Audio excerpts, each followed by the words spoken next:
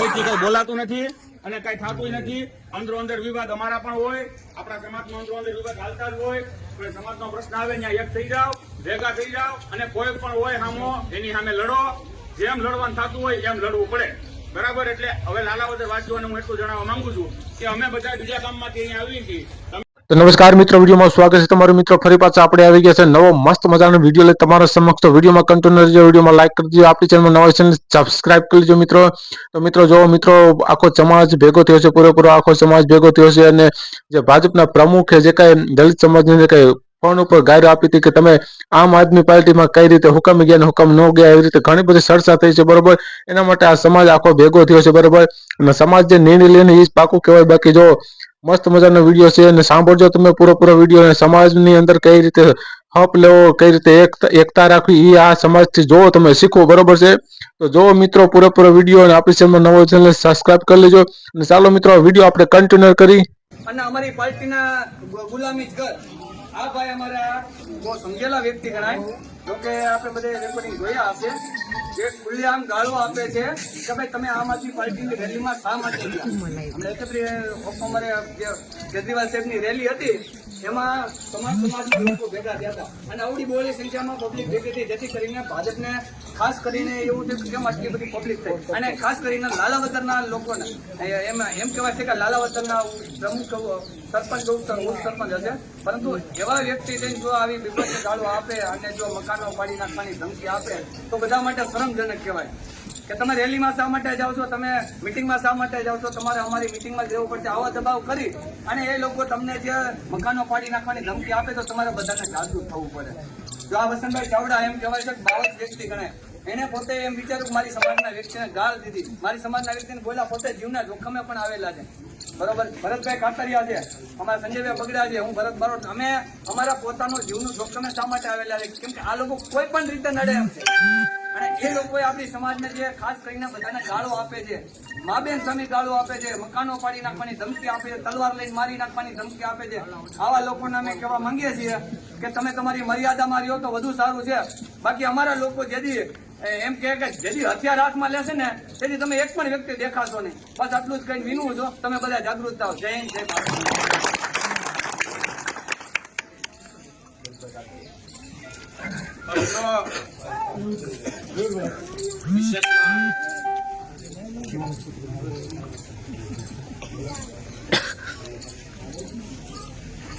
વિશેષમાં જે વાત હતી એ સાથી મિત્ર કાંતિભાઈ, ભરતભાઈ અને અમારા એડવોકેટ સંજયભાઈ બગડાએ કરી.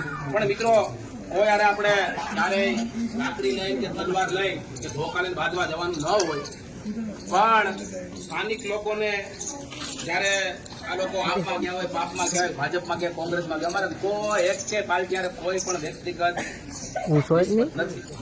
પણ ત્યારે એનો ઓડિયો ક્લિપ સમાજના લોકો અમારી સુધી પહોંચાડ્યા ત્યારે એવું થયું કે આ વ્યક્તિ ભાજપના જે પક્ષ છે એ આ ગુંડા જેવું વર્તન કરતો, છેલ્લી કક્ષાનું વર્તન કરતો અને બેફામ ગાળું બોલતો. જોકે એના પાટીદાર સમાજને કોઈ વ્યક્તિને વ્યક્તિગત ગાળું આપે છે, પણ એને પણ ન આપવી જોઈએ, કેમ કે એને ક્યાંક ને ક્યાંક એના સંસ્કાર છતાં થાય છે. એટલે લાલાવદરના કોઈ વ્યક્તિ એની યારે વાત કરવામાં રાજી નતા. ઓલો કે તું ફોન કર, ઓલો કે તું પકડ, કોઈ ફોન પકડવા રાજી નતા, એને વાત કરવા રાજી નતા, કેમ કે બેફામ ગાળો બોલી રહ્યો હતો. તો બેટા આયા લાલાવદરમાં તું જા ઉપસરપંચ છે અને સરપંચ છે, તો એ સરપંચ એની હારે તારે આવવું તો તારી મુલાકાત આવ્યા હતી બેટા, તારે ખરેખર આવવું જોઈએ. અને તું જે બેફામ વાણી વિલાસ કરતો હતો, કેમ કે જે બંધારણ ડોક્ટર બાબા સાહેબ આંબેડકરે ઘડ્યું છે એમાં દરેક ધર્મનો નાગરિક કે કોઈ પણ સમાજમાંથી બિલોંગ કરતો, કોઈ પણ કાસ્ટમાંથી બિલોંગ કરતો, એ તમામ લોકોને સ્વતંત્રતા આ ભારતના બંધારણ આપી છે. પણ તમારા જેવા જાતિવાદી અને તું એમ કહેતો મકાન ખાલી કરે એમ, એલા તું ભાઈ ભાન ભૂલ્યો અને જે કરી ખા. તને આની પેલા 6 મહિના આપણો આમનો સામનો થઈ ગયો હતો ફોનમાં, ત્યારે તને મેં મારી ભાષામાં સમજાવ્યો હતો અને હજી સમજાવવા જ આવ્યો સૌ. એટલે મહેરબાની કરી અને તું ઓલા દેવળિયા ગયો તો તેમ કહેતો હતો કે ફલાણાનો ભાણિયો સૌ, તો શું છે ભાણિયા, બધામાં ભાણિયા જ હોય ભાઈ, કોઈ ભત્રીજા ન હોય. એટલે તારી જે મર્યાદા છે એ મર્યાદા ચૂકતો નહીં. મોણ પૂરતું ગયો તો કે આવા જ રોડ બનશે ને મારા કામ તારું ગમે એવડું નામ હોય તારા આકાને પૂછી લેજે કે અમે હું સહી. તું જેની હવાએ ઉડશો ને એ અમને ફોન કરીને પૂછે કે ભાઈ આમાં ધ્યાન રાખજો, એટલે બીજી હવા કરતો નહીં. એ લોકસભામાં બેસે, સાંસદ સભામાં બેસે તો ભલે, મોદી સાહેબ આરે બેસે તો ભલે, પણ અમે અડશું તો મૂકશું નહીં.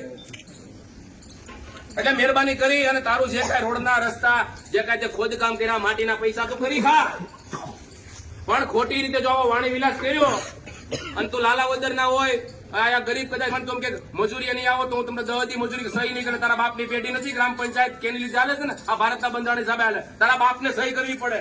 તું હું છો આ થકો એટલે જ તને મળવા માટે જ આવ્યા છીએ. અને કદાચ છતાંય એવું લાગશે તારા ઘરે આવશું તને મળવા, મારવા નહીં. મને બેન છે પોલીસ વાળા પીઆઈ સાહેબ અમને તમને હેરાન કરવાનો શોખ નથી, પણ તમે ઓડિયો એટલે બેન દીકરી સાંભળે છે કે બેનો સાંભળી લો કે ખરાબ ગાડી બોલો. અમારી આ મા દીકરી બેન દીકરી અમે દેખ્યું સાહેબ બેનો, અમને કોઈ એવી ઈચ્છા નથી કે અમે ઉગ્ર થઈ અને બોલી, પણ ના છૂટમલી કહેવત છે ને મોઢામાં આંગળા નાખીને બોલાવે. ના બોલવું હોય પણ ક્યાંક ને ક્યાંક લોકો એમ કે આ વ્યક્તિ આ કર્યું તે કર્યું ફલાણું, અને તું તારી જે કઈ દાદાગીરી છે તારા સમાજ પૂરતું રાખ ભાઈ, તારા વ્યક્તિગત તેને ગાળું દે તું. અને ભાજપને પણ વિનંતી કરું છું કે આને તાત્કાલિક સસ્પેન્ડ કરવામાં આવે, આની પર એફઆઈઆર દાખલ થાય એટલે બિચારા સોરી હું છે ભાઈ ઉપ સરપંચ પાછળ કાઢી મૂકો અને આને દાડીએ ભેગો કરો એટલે ખબર પડે કે દાડી વાળા માણસો રહેવા શું થાય. તારી વાણી વિલાસ અમે બધા સાંભળી અને દુઃખ થયું છે બહુ, એટલે જ આયા 12 વાગ્યાનો કોલ નાખવો પડ્યો. બીજે જવાનું હતું ને પણ તાત્કાલિક લાલાવદરનું ગોઠવાઈ ગયું ભાઈ, જવાનો બીજા જિલ્લામાં કાંઈક ને કાંઈક કામ માટે, પણ આજે આવ્યા છે એટલે વિશેષમાં ઘણા સાથી મિત્ર છે એ બોલશે, પણ તારી લેંગ્વેજ ઉપર જે તે કટાક્ષ કરી છે અને મન ફાન પીસો ક્યું ઇંગ્લિશ કે દેશી ક્યું મળે ભાઈ લાલાવદરમાં બધું મળે, બધું મળતું તું આંગળે કરો.